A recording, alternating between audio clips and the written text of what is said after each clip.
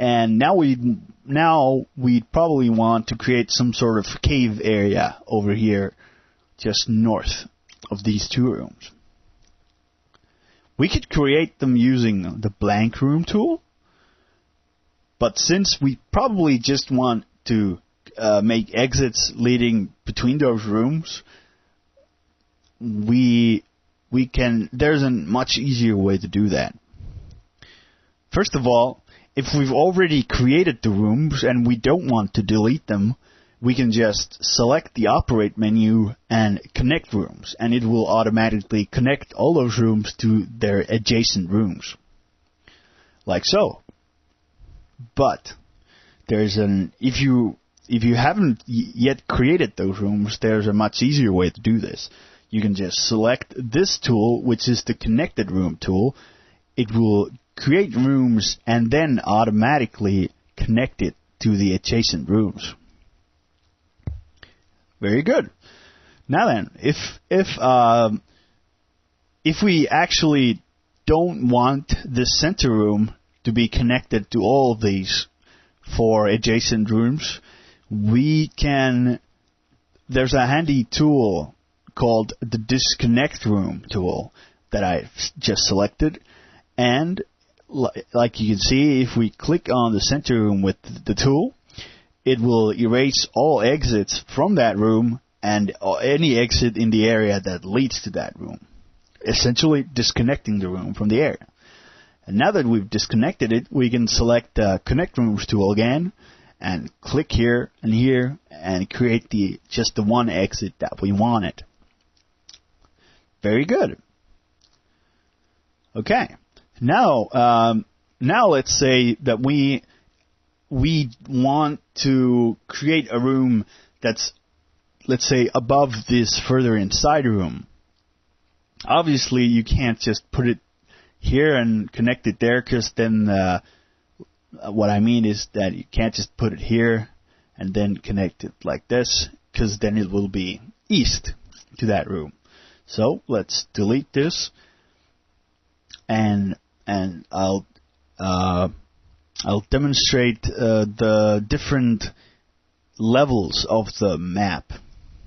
You can move up and down on the grid from the grid menu, move up, and here you can see the status bar indicates the level you're on right now. We moved up to level 1, and if we move back down, we're back to level 0, and we can go down as well. You can also do this using the plus and minus keys on your keyboard. And now, if we took the blank room tool again and went up one level, and made a room here, and then selected the Connect Rooms tool, clicked this room, went back down, and clicked here, it will automatically create an exit up leading from this room. Let's select it, and here we can see in the exits window that there is indeed an exit up leading to 711 on level 1. If we go up again, we can see that it is here, that this room here has an exit down leading to further inside, which is on 711 on level 0. Very good.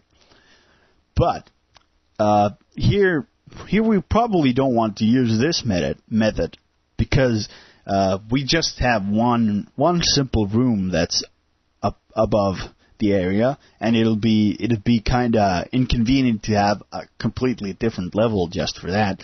So let's delete it and go back to our level 0. And looks like I found another bug. Okay, well that's no problem. Let's just disconnect this room and connect it again. Okay. The problem was that it didn't destroy the up exit from there, but I'll fix that. Yeah. Okay. Well, let's continue anyway. So my point was that it would be much simpler and easier to edit if we just made a room here and consider this room to be above the rest.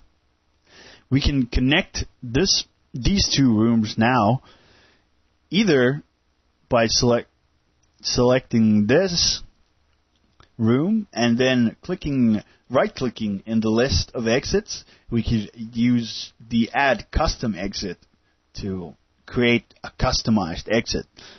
But there is a simpler way of doing this. We can just select the Connect Rooms tool, and here we can define the direction of the exits to be created. So we'd want the first room direction to be up and the second room direction to be down. Now if we click here and here, it will magically create an exit up from this room. As we can see, there is an exit up leading to 1011 on level 0. And here we have an exit down that leading to further inside, which is 711 on level 0. Very good.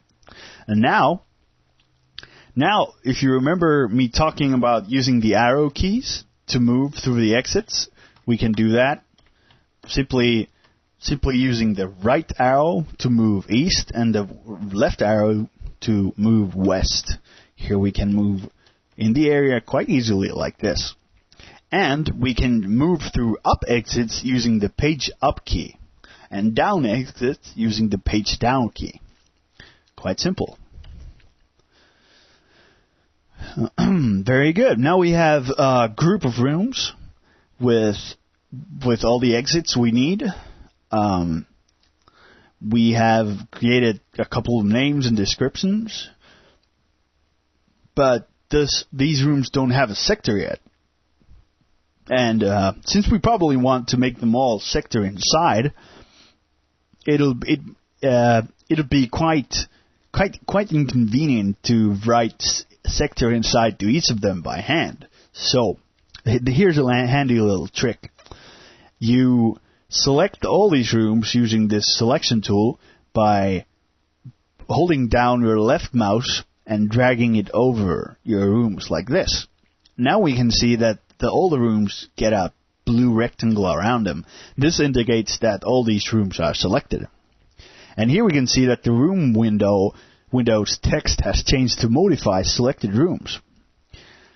Using this method, we can edit all the rooms that we've selected at the same time. So let's type sector inside. Once we've made all the necessary edits, whatever, changes, we can select from the operate menu, modify rooms, and it will make all the changes we made here to all the selected rooms. And we can confirm this by selecting these rooms individually, and we can see that the sector is indeed inside in all of these rooms. Okay then. I'll just to demonstrate, I'll make a quick extra description in this further inside room. Sorry, you can do that by selecting from the Actions menu, Add a New Description. Let's make the keyword crest, and this crest is very mysterious. There we go. And it has, whoa! It has appeared in our list. Okay. Now we have some fantastic rooms. Oh, and the flags window, now that we've selected a room, we can see that there are some flags. And the flags can quite simply be selected by just clicking the check buttons, as you can see. Very nice.